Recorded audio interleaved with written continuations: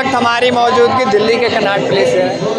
5 राज्यों में चुनाव की तारीख घोषित हो चुकी है और देखना ये है कि 5 राज्यों में किसकी सरकार बन रही। ये जो 5 राज्यों में जिस तरीके से पार्टियों की सीट आएंगे, जिस तरीके से सरकार बनेगी, ये कहीं ना कहीं 2024 पे भी प्रभावित करेगी। लोगों से बातचीत करने की कोशिश करते हैं कि जो 5 राज्यों में चुनाव होने वाले हैं, लोगों का रुझान क्या है और जनता का किस ओर अपने मत को देना चाहिए। क्या नाम है सर? मेरा नाम बीमा प्रकाश उपाध्याय है। 5 राज्यों में चुनाव की तारीख घोषित हो चुकी है, क्या कहना है आपका?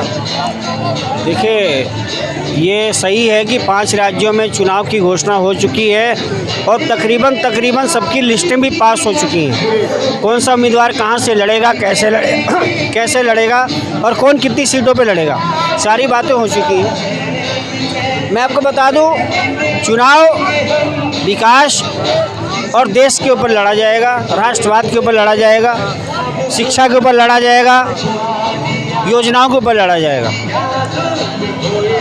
बात ये है कि जो एनडीए गवर्नमेंट है वो अपना जो उन्होंने जो आगे काम किया है पिछले 9 सालों में, उस 9 सालों में अपने कामों को दिखाते हुए जनता के बीच में जाना चाहेगी। ठीक है, वहीं पे जो अभी जिस राज्यों में, जैसे मैं देखूँ, छत्तीसगढ़ में कांग्रेस की सरकार है, छत्तीसगढ़ राजस्थान में कांग्रेस की सरकार है। ठीक है, तो आप ये देखें कि राजस्थान में कांग्रेस के जो दुष्प्रचार वहाँ पर हुए हैं, दुष्काम हुए हैं, जो उन्होंने गलत किए हैं, उन गलतियों को पर्दा डालने के लिए कुछ ना कुछ उन्होंने दूसरे के ऊपर दबाव ठोकना है। और वहीं एनडीए गवर्नमेंट, मोदी गवर्नमेंट, अपने जो उन्होंने 9 साल में काम किया है केंद्र में रहते हुए और अन्य राज्यों में जो काम कर रही है भाजपा सरकार, उन कार्यों को लेकर के वो उनके सामने जाएगी। जैसा कि आप देखिए, छत्तीसगढ़ हो चाहे राजस्थान हो, पहले भाजपा रही है और छत्तीसगढ़ जब बना था तब भी भाजपा ही थी। तो भाजपा ने बहुत सारे ऐसे काम किए छत्तीसगढ़ में जो आने के लिए काफ़ी है। पिछले 5 सालों में छत्तीसगढ़ में जो हुआ उसको देखते हुए भाजपा मैदान में है। उसी को देखते पिछले बार जो राजस्थान में हो रहा है, अभी आप देखेंगे कितने लोग मारे गए, कितने क्या हुआ, कैसे हुआ, कोई काम नहीं हो रहा है। तो अभी आपस में लड़ाई चल रही कांग्रेस में। तो ये सब मुद्दों को लेकर के कांग्रेस बैकफुट पे कहीं ना कहीं नज़र आ रही है और भाजपा हर तीनों, मतलब 5 राज्यों में कहीं ना कहीं बढ़त के ऊपर चल रही है। 5 राज्यों में चुनाव की तारीख घोषित हो गई है, जनता का झुकाव कहाँ है? भारतीय जनता पार्टी की तरफ। बिल्कुल। कर्नाटक, यह मणिपुर में भाजपा की सरकार है, मध्य प्रदेश में भाजपा की सरकार है, लेकिन राजस्थान की बात की जाए, छत्तीसगढ़ की बात की जाए, तो क्या ये दोनों राज्य आ रहे हैं? भैया, राजस्थान बलात्कार में नंबर 1 पे चला हुआ है, महिलाओं पे अत्याचार में नंबर 1 पे चला हुआ है। तो इसलिए वहाँ जनता की मांग उत्तर प्रदेश को देखते हुए योगी जी ऐसा मॉडल किया है वहाँ, तो इसलिए वहाँ भारतीय जनता पार्टी की सरकार बढ़ेगी। बात यह है, उत्तर प्रदेश में योगी है और राजस्थान में वसुंधरा जी का चेहरा है।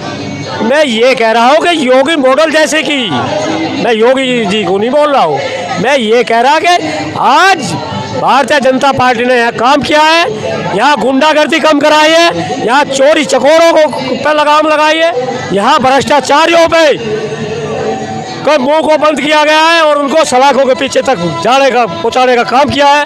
तो ये भारतीय जनता पार्टी ने किया। मेरा कहने का मतलब ये है, जो देश की जनता के हित में काम करेगा उसको जनता पसंद करेगी, उन गद्दारों को नहीं करेगी जिन्होंने 67 साल तक यहाँ हिंदू मुस्लिम के दंगे कराए, गुंडागर्दी कराई, पत्थरबाजी कराई और लुटेरों को शरण दी। आज वो समय, वो भारत बदलता हुआ है। अगर एक गरीब आदमी अपने घर से 15 दिन, 20 दिन, 1 महीने के लिए कमाने के लिए निकल जाता है तो उसका एक पसीने का पैसा उसके बच्चों के काम आता है।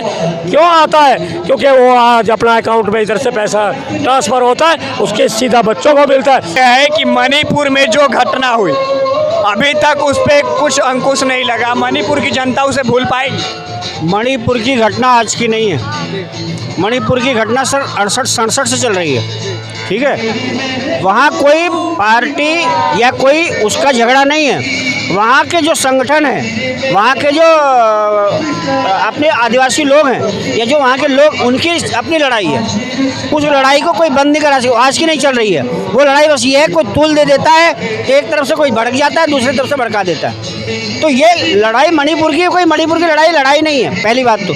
दूसरी बात ये है, अगर उसको बैठ के सुलझाया जाए तो कांग्रेस सुलझा सकती थी, लेकिन आज तक वर्तमान में डबल इंजन की सरकार है, केंद्र में भी भाजपा की है, मणिपुर में भी भाजपा की है। इसका तो निदान हो जाना चाहिए। जनता आखिर कब तक इसे में कारण तो यही है ना, हमारी सरकार, मतलब मान लीजिए एनडीए की सरकार वहाँ पर है, एनडीए की सरकार को बदनाम करने के लिए ये सब काम किया गया था। आप ये देखिए, जो केस अप्रैल में हुआ, मतलब हुआ कांड, वो केस जुलाई में निकल के आ रहा है। 2.5 महीना क्यों नहीं निकला भाई? हाँ, 2.5 महीना क्यों नहीं निकला? वो भी कौन लेके आ रहा है? उसके बीच में राहुल गांधी 2-3 बार घूम के भी आ गए। कैसे भाई? तो उस समय क्यों निकाल के ला रहे हो? पहले क्यों नहीं निकाला आपने? उसी जब आज कांड हुआ तो अगले दिन क्यों नहीं निकाला? 1 महीने बाद, 3 महीने बाद, 2.5 महीने बाद? ये सब सोची समझी साजिश है। क्या आपको लगता है कि इसके पीछे विपक्ष का कहीं ना कहीं हाथ होगा? बिल्कुल सोची समझी साजिश है।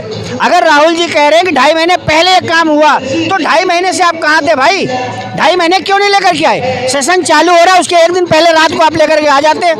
ये इनका हमेशा का एक काम है। जब सेशन होता है या भारत में कोई अच्छा काम होता है, तो या तो यहाँ बवाल कराएंगे, या तो विदेश में जाके भारत के प्रति दुष्व्यवहार वहाँ फैलाएंगे, भारत को गाली देंगे वहाँ विदेश में बैठ करके। इंडिया में, भारत में रहते हुए कोई भी अच्छा काम इन्होंने कभी किया नहीं है, और अच्छे काम को इन्होंने कभी अच्छा बताया ही नहीं है। भैया एक बात बोलिए, मणिपुर में 4 महीने के बाद में वीडियो वायरल क्यों होती है? दिल्ली के अंदर, बात सुनो, दिल्ली के अंदर केस बताया जाता है 2016-17 का, उसकी एफआईआर होती है 2023 में आके क्यों होती है भाई? क्या मकसद है इन विपक्ष का? इन लोगों का क्या मकसद है? और रही मणिपुर की बात, मणिपुर पे कांग्रेस ने कभी ध्यान नहीं दिया। अगर ध्यान दिया, लेकिन सरकार अभी भाजपा की है। सवाल ये है भाई साहब, सरकार अभी भाजपा की है, तो भाजपा को तो ध्यान देना चाहिए। बता रहा हूँ, अगर आज भाजपा ने ध्यान दिया है तो उस बॉर्डर पे ध्यान दिया है जिसमें कांग्रेस विफल रही और वहाँ से रो गया और घुसपैठ कराती रही अपने कार्यकाल में। क्यों, कैसे कराया? तो जितना आतंकवाद पड़ा वो उधर से पड़ा, क्योंकि वो क्षेत्र एक अफीम वगैरह नशे के कोई पदार्थ को पैदा करने वाला है। वहाँ आतंकवाद है, वहाँ एक हिंसा नहीं है, एक दूसरे से लड़ाई नहीं है। फिर दूसरी बात, वहाँ बॉर्डर पे आज भारतीय जनता पार्टी ने, श्री नरेंद्र मोदी जी ने वहाँ 20 किलोमीटर की बाढ़ लगाने का काम किया और 17 किलोमीटर की बाढ़ लगाने का काम चल रहा है। और उसके बाद में 20 किलोमीटर की बाढ़ जो बच जाएगी, कम से कम विपक्ष सब्र रखो। वो मणिपुर की बात कर रहे हैं जिसकी, वो जम्मू कश्मीर से ज़्यादा सुरक्षित होगा।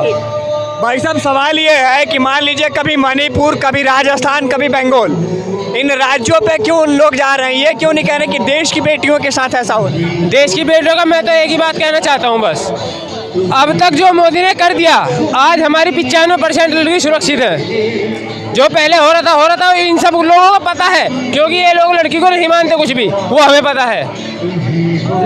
आज ये रोजे रखते हैं, हम नवरात्रे रखते हैं, लोग भूखे रहते हैं 9-9 दिन, महीने भर रहते हैं ना, फिर खाने का इंतजाम हो जाता है, बाद में खा लेते हैं। लेकिन किसी के लड़की की इज्जत चली जाए ना, तो माँ बाप का बस एक ही सपना है कि मैं आत्महत्या कर लूँ, मैं जहर खा लूँ, मैं फांसी खा लूँ। बस यही बात है उनके दिमाग में, बस यही बात रहती है कि मैं जहर खा लूँ या फांसी खा लूँ। अगर ये, हमें कोई दिक्कत नहीं, आप अपनी कांग्रेस लेके आ जाओ, अपनी सरकार लेके आ जाओ। अगर लड़की के साथ गलत होना शुरू हो गया तो हम बताएंगे फिर लड़की कैसे जिंदा रहेंगी और सुरक्षित कैसे रहेंगे, हम बताएंगे फिर।